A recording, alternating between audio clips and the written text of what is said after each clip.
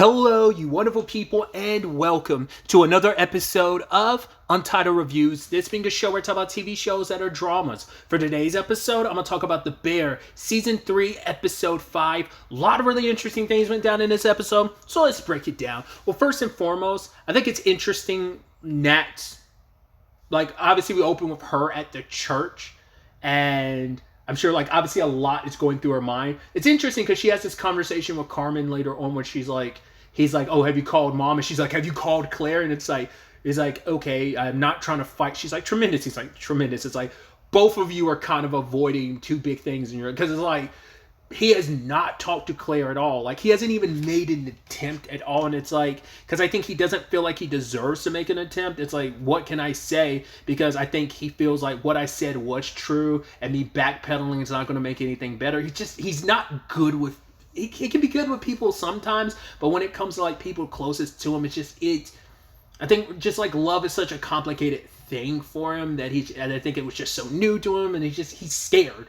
and he doesn't know what to do. So once again, he's just doubling down on work. And Nat's just all the conversations she had with Richie last episode about how do I keep all this stuff up here from affecting my baby? And it's like she's avoiding talking to her mom. Part of me wonders, does she hold some resentment for her mom not showing up in the season 2 finale, even though Pete knows that she did?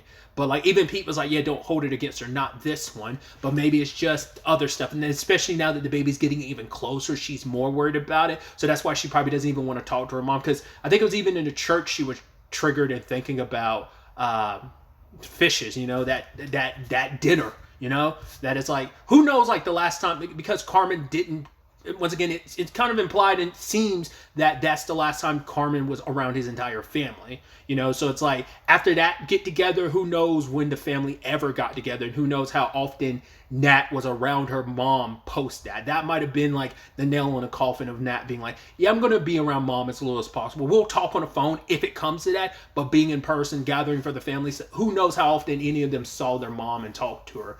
I mean, they definitely talked to her because Nat was like, yo, have you called mom? She talked to Carmen about that at the beginning of the series, so who knows? But it's just she's afraid of if she talks to her mom, all that's going to seep through to the pregnancy, and it's just my mom is going to get in my head, and I'm just not going to be in the right space of mind. But it's even avoiding her mom has still got her stressed out and worried. As she talks to Marcus later on, she's got lightning crotch. I don't know enough about pregnancy. Pregnancy comes up from time to time, just in general life, but also just on TV shows and stuff. This is the first time I've ever heard the term lightning crotch. I was like, Marcus was like, what is that? And she's like, it's exactly what it sounds like. He was like, okay, no more questions. It's just that's so interesting. I've never heard that term before. That's interesting. Either way, so she's dealing with that. And I even love there's that moment, because I'm jumping around a lot, but the computer situation, since I'm talking about Nat, I loved him being like, yeah, you got to cut out Marcus. It's really, you have a pastry chef, but you only have 2 or 3 pastries. Well, do you need Marcus? If not, can you find a cheaper Marcus? And her being like, okay, computer, you've been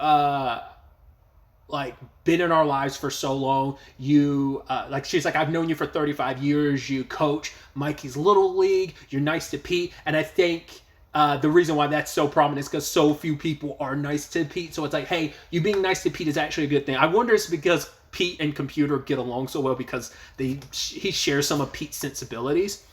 Because they even love that it's wait, Nat, how do you know so much about flowers? It's oh, because Pete likes flowers. And Marcus is that tracks. It's yeah, just once again, everyone, it's yeah, he's a lovable dweeb. But I love that line from Nat where she was if you fuck with Marcus, I will murder you. And he was chef. And she's chef. It's hell yeah, Nat going mom mode. It's to be fair, it's it's understandable. Marcus is family. Everyone that works at this place is family. And you're trying to get rid of anyone that's fucked. But also, it's we're talking about Marcus, the dude who just lost his mom. It's you're definitely not going to fire him. Even if it wasn't that, we naturally wouldn't fire Marcus. 2, we extra won't do it because his mom died.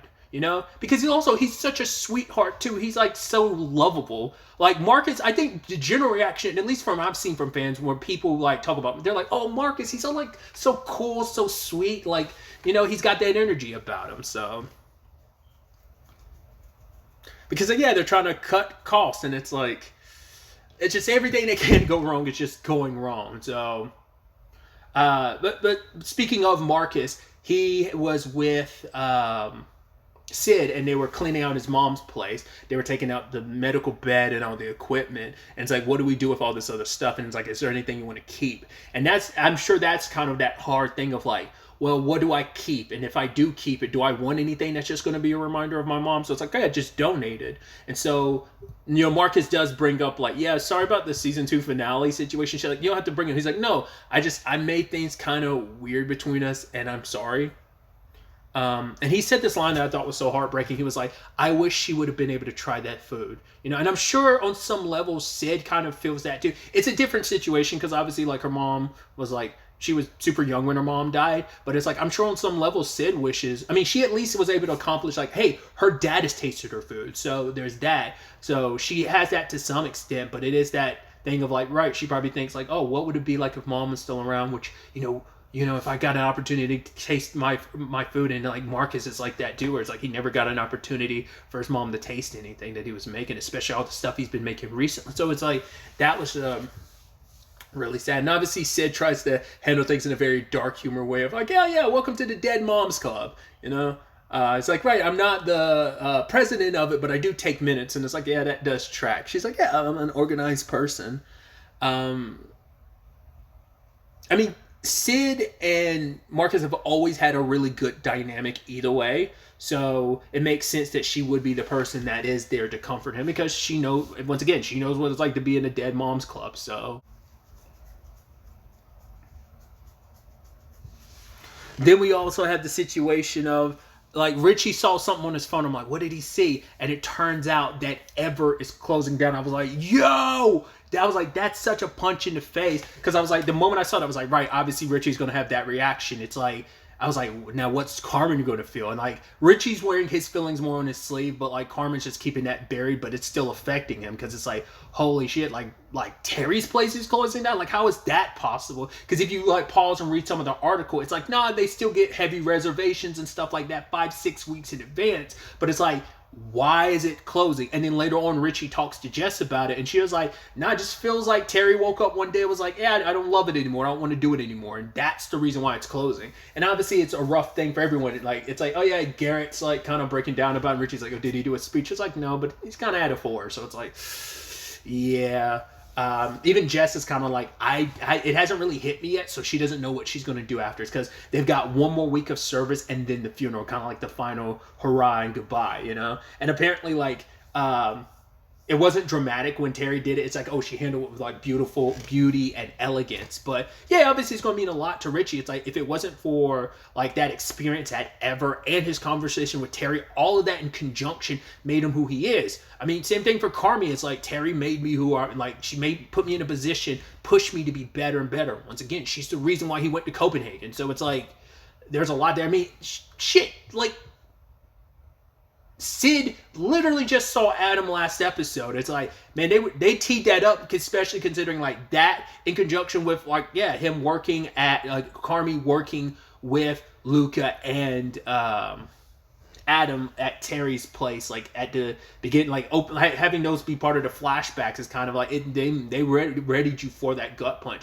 But we saw like so much, like they even saying this in an article about Terry shutting down, like Ever shutting down, that a lot of places have a hard time bouncing back post-pandemic, but that wasn't really an issue for Evers. It's like this place is, for 5 years straight, maintained its stars. So it's like, how did this happen? And now it becomes this larger conversation, or like major dining places like this is extinct, And it's like, now it's like, well, cool. You put all into this venture that is the Bear. Like, what does that mean for you? If a place like Terry, like, he even says, Carm says to Nat, like, he thought it'd be there forever. And Nat says, nothing lasts forever. And it's just kind of like, it gives you second, you can't help but start second guessing. This is already a fraught business to begin with, where most restaurants don't make it. It is like, who decides to get into this business? Like, the running joke in the show is, whoever gets into this business, like chefs and everyone that works in restaurants, you're a complete another sociopath. Like, why would you choose this career?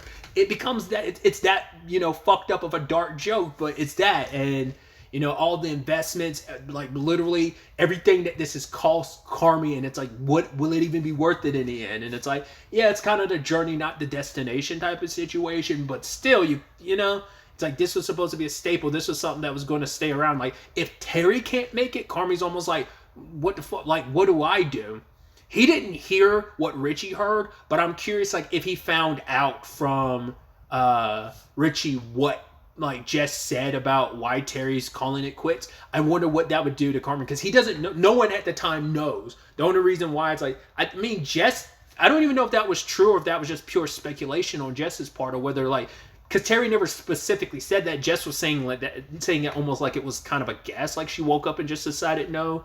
But it's like, but even saying like, right, she's not devastated. She's just kind of happy. It's like, right, I did what I needed to do, accomplished what I accomplished, and I'm proud of it. Proud of the work I've accomplished. I mean, she basically birthed so many other chefs, like a Luca, like a Carmi, like an Adam, and all the people there. And these are excellent people that hopefully can bounce back and find other jobs. You know, they're heavily trained, amazing people. So we'll see how, you know, those people land on their feet.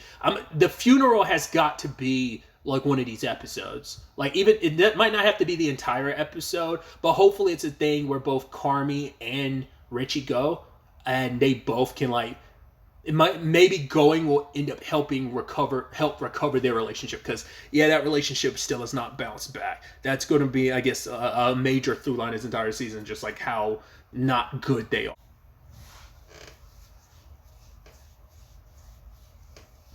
Oh yeah, I forgot to talk about it too. Circling back to Marcus really quickly, it was a conversation he had with Nat. We found out why. Because he did say this in episode 3 that his mom loved flowers, but in this episode he talks about the violet he saw last episode. It struck a chord with him because his mom loved violets, and this was a special one because it was white, and so he wants to kind of use that with the cooking. He wants to try and make a white violet thing. He's, you know, and we see him working on it this episode. Oh, also, really quickly with the Nat thing too, I thought it was neat where like Marcus was going through one of Carmi's books and was like, and showed Nat one of them, and she's like, right. She's like, I like kind of being able to see like part of his secret life, because there's a lot of that Carmen doesn't talk about. He kept to himself. I mean, Carmen's always been the keep to himself type of person. Just he's kind of got that shy personality, but he's also, once again, not good at like. He's always been really bad at communication, it seems like. So that is just that there's just so much about her brother she doesn't know. So it's just kind of neat, kind of being able to get a little peek into his world through those books that he would normally not show her, because she is interested. It's like, right, you're my baby brother, like, because yeah, Carmen's the baby of the family, I believe, because it's like definitely Mikey, but I think Sugar's older than Carmen. I think. Not unless Sugar's the youngest, but I think Carmen is. But either way, it's still the thing of, you know, it's like, right, you're my brother. You're the only brother I got left now, sadly. I want to know more about you. You know? But obviously the photographer is coming, so they're trying to like get the place ready so they could take photos. And I love that we got the facts on it. It's Ted and Neil, which we're finding out more fact lore that apparently like Ted like taped Neil in a cardboard box and wouldn't let him out. And that's why he's like, yeah, like I can't be put in a box. It's like, yeah, even Ted's like, yeah, I kind of gave you claustrophobia. So they're talking a little bit about their family, because Neil was like, yo, like Carmi's obviously number 1 with a bullet, my best friend. Number 2, I think he was saying might have been like, was it Sammy? I forgot who he was saying. Like, he was like, Marcus is number 8. He's like, oh, who's number 4? And it's like, is it me? And it's like, no, it's not you, Ted. You know? So I thought that was just that neat conversation between them. And I love that, hey, Sammy shows up, and just like I was saying with the Josh Hartnett, it's like fucking random ass John Cena. It's like, once again, it's such a weird thing with this show where they just like get the craziest guest stars. You're like, fucking, okay, wasn't expecting John Cena to play, because I kept being like, yeah, like it's got to be someone that plays like their sister. Wasn't expecting one of the other brothers to show up, and it's fucking John Cena. I'm like, that's insane. And it's like, oh yeah, I know you stole the CDs, and it's like, and now he's haunting him. It's like, not the CDs, SD cards, and it's like, oh, what are you haunting him for? It's like, yeah, he stole some SD cards. It's like, NBA, like, MBS or like gigs? It's like, no, gigs. It's like, oh, you're a fucking asshole, Ted. And Ted's like, no, I'm not. He's like, yeah, you are. Haunt him. It's like, yeah, it's like, oh, the whole haunting thing is, yeah, I will just mess with you at any point in time until you say the password. Which is so interesting because it's very similar to the whole Matei situation in season 1, which I'm like, is that based on the same thing? Like, because I don't think that's haunting. I think that was just like their thing. But I'm like, because I'd almost wonder, I'm like, is the word supposed to be like, I mean, maybe the facts have their things with other people. So like maybe amongst the facts, like the password thing, I don't know if that's just like between like, maybe every sibling has their own password they have to say for stuff to like be like kosher again. I don't know. Like, because like I said, like maybe Matei is facts word, just like Sammy has his word that's like, you need to say this password. Like, that's the thing. Is that Ted's password or is that Sammy's password? I don't know. I also love that line from Richie when he was telling Ted, he's like, yo, stop thinking about pussy. He's like, I'm not thinking about pussy. He's like, I was thinking about taxes. He's like, no, you weren't. You're thinking about pussy. He's like, no, I'm not. It's like, I need you guys to focus. And they're trying to buff out the floor. And also love that both it's Sammy and Ted are smoking. He's like, don't smoke in here. And Ted's like, I knew that. But he's like, yeah, but Sammy smoked, so I thought it was fine for me to do it too. It's just like, shut up. But yeah, like him also like trying to like, scare him and freak him out, especially later when the photographer shows up and he's like, oh yeah, like, oh, because he like it's like, oh, what kind of films are you? He's like, oh, you're a photographer? He's like, no, I'm a filmmaker. It's like, oh, what kind of films? And they're like children's birthday parties. He's like, hey, can you guys shut up? Also, what was up with the whole like Richie thing where he's telling Neil like, hey, like you're getting away, like there's the shadow, can you back up and a little more, and then like until the point that Maddie, Neil, is not in frame of the camera. I'm like, what the point is that? You made him move and not Ted. Why? I mean, maybe, but it's like, that just, I don't know what the purposes of that was in universe. Obviously, it's a show bit because he's going outside of the frame of the camera, but I'm like, I don't know what in universe, like what the point of that was. But I guess it's like, right, trying to get Matt, I'm literally I'm messing up and calling him by his real name because of that. Getting Neil and Ted as far away from each other while this is all going down. So obviously this whole situation with Terry has gotten to Carmy. He was working on a dish and he just couldn't get it right. And he just kept tossing it over and over and over again. And then like him and Sid were talking about some other dish and it just, she was like, oh, it's good. It felt like a parallel to like the risotto from season 1 where it's like, oh, it's great, but it's not perfect. Now she's like, oh, it's good. And he's like, good? She's like, yeah, but it's like, it's this, we could do this. He's like, right, I wasn't thinking about that. He's just, his head wasn't, like his head hadn't been on in the game for a while, but I think it's even more so this episode, like shook him and rocked him even more. And so, especially when you've got, once again, the Tina and Sydney thing, like that relationship continues to be beautiful where like, you know, they were only able to get certain things from the market because they don't have much. So work together, grow together type of situation. And she had like Brussels sprouts and stuff. And Sydney kind of like taught her something to kind of use. And it's just like I said, I love that dynamic. It's so beautiful just to be reminded where that relationship was at the beginning of this series to where it is now. It's so good when you see those two like jam together and like, you know, Sid kind of leading the way and teaching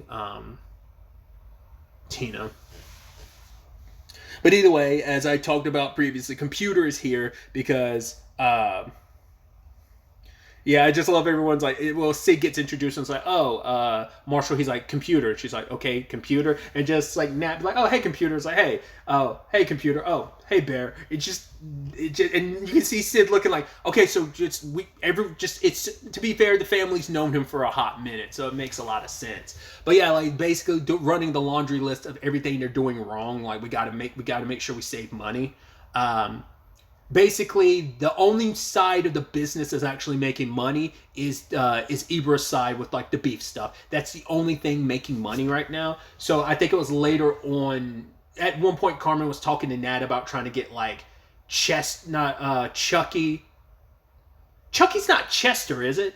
I feel so stupid. Because I was like, who the fuck is Chucky? And I was like, right, it's got to be Chester, right? I mean, like him and Marcus go back enough, so it's like he probably has ties. He's had ties to the beef as well, so maybe that's who it was.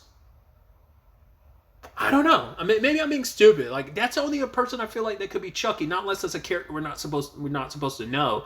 But like because they were suggesting like getting Chris and Chester to help out Ibra with the salmon side of things. I mean, because he had dropped the bread at one point in time, and I love like Carmi going over to help him and stuff, and just being calm and just being like, "Am I fucking this up?" And Ibra's like, "No, this is my fault.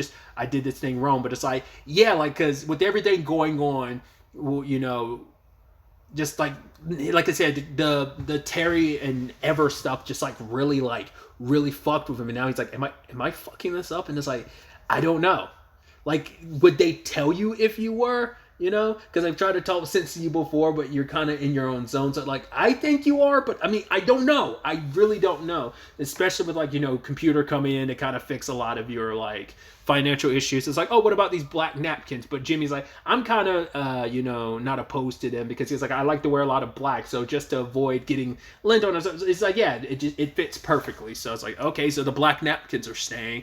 But it's like, right, the whole vendor thing for like the like vegetables and stuff. It's like, well, they were already thinking about that. So I forgot what the remark was, but there was something between Carmi and Jimmy. And Jimmy's like, can I talk to you for a second over here? He's like, okay, for one, like, don't ever talk to me like that again, or I will lay you down. Like, the fact of the matter is, I am a partner in this business. I kind of did you a favor by doing it. But yeah, you talk to me like that again, I will put you in the ground. He's like, but didn't you tell me to be that guy, you know, to be like kind of step up and, you know, I've got to be that guy. And he's like, yeah, but I didn't tell you to be an asshole. And he's like, I understood. He's like, okay, good. Glad we had this talk. So that was kind of, you know, he you know, they've always joked about Cicero breaking knees type of situation, like he's a wise guy. But it's like, that was probably one of the most wise guy things. Mom was like, come here real quick. Like, let me talk to you real quick, you know, type of situation. So I even love his conversation with Sid, where it's like she's still calling him by his last name. He's like, well, you don't have to call me Mr. fucking Kalinowski. Like, we've been working together.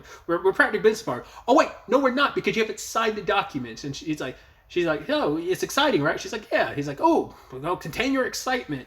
She can't. She's so unsure about it now, where it's just like, she was already having reservations even before this episode with the Terry stuff, but I don't know, because she's just, it's kind of going the direction she wants, but it's not going exactly the way it's like, we're going in the right direction in some capacities, but in other ways we're not taking the journey there that I thought we would. And I'm just not sure if I want to put my faith in this. Like I said, because, you know, from season 1 to season 2 to now, it's just like things haven't always been kosher. It's been such a wibbly wobbly thing. It's not been like a straight line of consistency, even though the kitchen and the thing that everyone loves about the kitchen, especially Carmen, is supposed to be the consistency. So,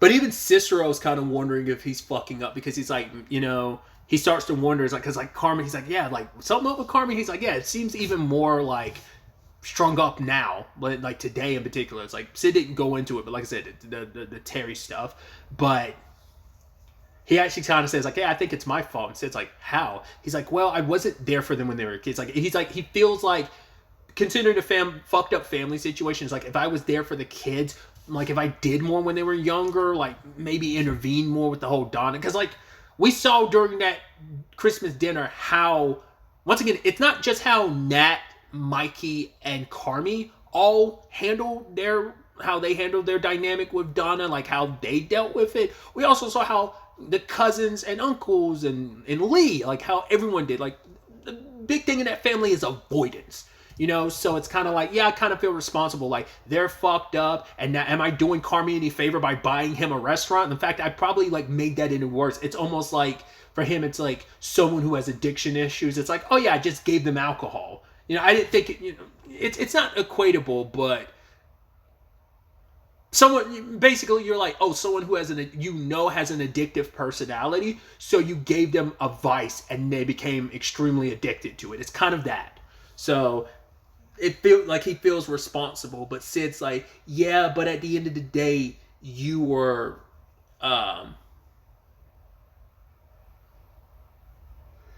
you are here, and that's important. I think that ties into, because I forgot to talk about it, a part of the Sid and Marcus conversation early on was about him not being able to get his mom to taste what he made, but she's like, I'm sure she would love it. And he was like, how would you know? Because she's like, I just know this because, you know, he relied on his mom a lot, because I'd actually forgot to too. Marcus talked about his dad too.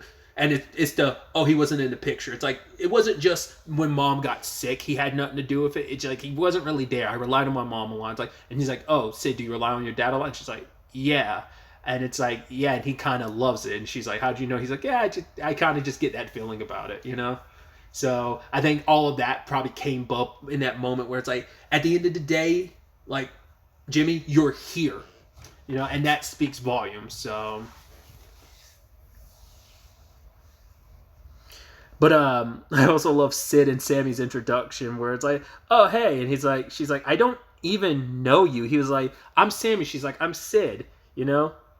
And also later on, they were like, oh, we need someone to run and get a duck, because the photographer is like, oh, yeah, like someone's looking for the duck dish. But it's like they changed the menu so much that it's like, and none of it's written down, which you would think you would want to write it down just so you're not making the... Why haven't you written that down? That seems stupid not to have that written down. I mean, that's the whole point of like the way Carmen's run this is kind of an asinine, but I'm like, why wouldn't you write that down? The whole point is I have a new dish every day, which also confirms they are still doing that. Like the whole printed menu thing made me go like, are they not doing that? It's like I said, I guess it's like okay, we have the menus printed for... I guess at that point in time, by the time the reviewer had come, it's like, okay, we did that dish at some point in time, and they even said like we did like 6 different variations, so we don't even know which one the reviewer got. But it's like, I guess by the time they were printing, like they hadn't printed out any menus at that point in time. Like, do you toss the menus after you're like? That's why I'm like so confused. I'm like, what's the point of printing the menus if you're going to change the menu like every day? I was like, not unless you've got them printed out for every day with the new menu on them for each day, and then you just toss them so you don't have those old menus to be like, oh, this was the duck we served. I have no idea, but it's like either way, the reviewer, the photographer too, was like, oh no, we haven't really read the review yet. He was the one that's like, oh yeah, maybe we get the duck dish, and it's like, why would you say the duck dish? I thought you said you didn't read the review. He was like, no. And I love Richie being like, don't fuck me. Are you fucking with us? Do not fuck us. And it's like, yeah, like he's probably lying because he has read the review, or because he tried to at least be like, well, I haven't read the review because they don't let us do that. But he's like, okay, but I know that they mentioned like duck, and that's something I don't know, like, why wouldn't you mention that immediately, the duck dish? So it's like, it's bullshit. He's definitely read the review. So... I also loved him complaining about, he's like, oh, does it smell like cigarettes in here? He's like, oh yeah, because we're all hitting darts in here. And it's like, you really were. But yeah, they're getting Sammy to go run and get the duck, and it's like, yeah, he's like, oh, Neil could give me a trash bag or a bag or something, and go down to like the pond or something. And Sid's like, nope, don't do that. So some very interesting developments. And the episode ends with Carmen kind of in like the basement area, and he's going through some stuff, and specifically he went and found a box that says Dee Dee, and it's some family photos, and I'm like, that photo, I'm like, God, is that like did they de-age her in that photo, or is that like a real old photo of is that like a real photo of Jamie Lee Curtis? Because I'm like, I can't, someone who's a better examiner of that stuff would be like, oh, obviously it's a DH photo or like it's Photoshop or whatever. But I'm like, that's so eerie, because like that DH shit can get like weird, because it's like, oh, like we've seen like Jamie Lee Curtis like in her younger years, so like we've seen that, so that's why I couldn't tell if like that was just like a DH photo, or whether or not like that was like a real photo of her like from when she was younger. Like I took a quick glance at it, and so maybe if I stared at it longer, I'd probably be able to tell. But anyway, I just thought that was interesting, just kind of for that to be the end of the episode. I'm curious to see what that all means, and where this will all take us going forward into the next episode. But really, that's all I wanted to talk about. Till the next time we meet, be happy, be safe, live life to the fullest, and enjoy it. Good day and goodbye.